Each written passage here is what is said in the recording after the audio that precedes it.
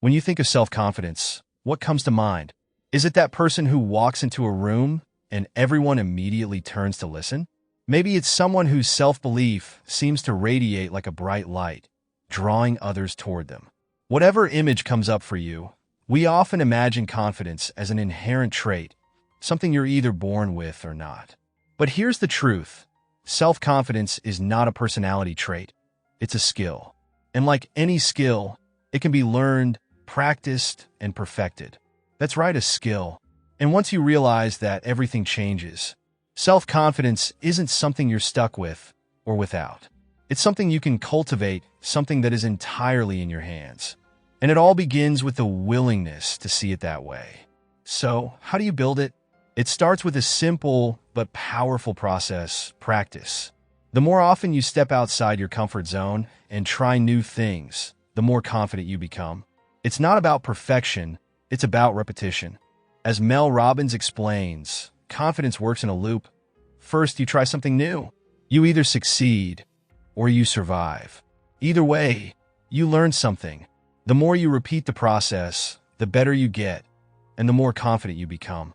That's the foundation of self-confidence, competence. This means that to build confidence, you must allow yourself to be a beginner again. You have to risk being bad at something before you can become great at it. When was the last time you let yourself be terrible at something new?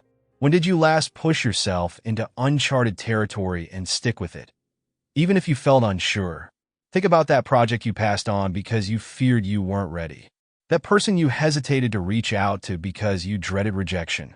How often do we bail at the first sign of failure, not realizing that every setback is a step forward if we allow it to be?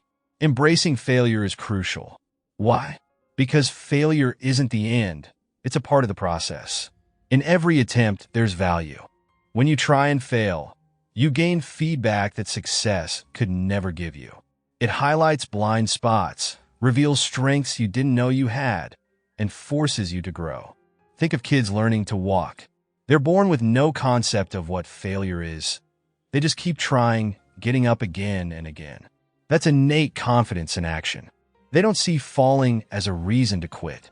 They see it as just another step toward walking. Failure is the breakfast of champions. So here's your next challenge. Think of a moment when you failed, something that crushed you at the time. Now look at it with fresh eyes. What did it teach you? What did you gain that you never would have if you'd never taken that leap? Maybe you failed at a job interview and ended up in a position that suits you far better. Maybe a relationship ended painfully, but it freed you to find a partner who truly understands you.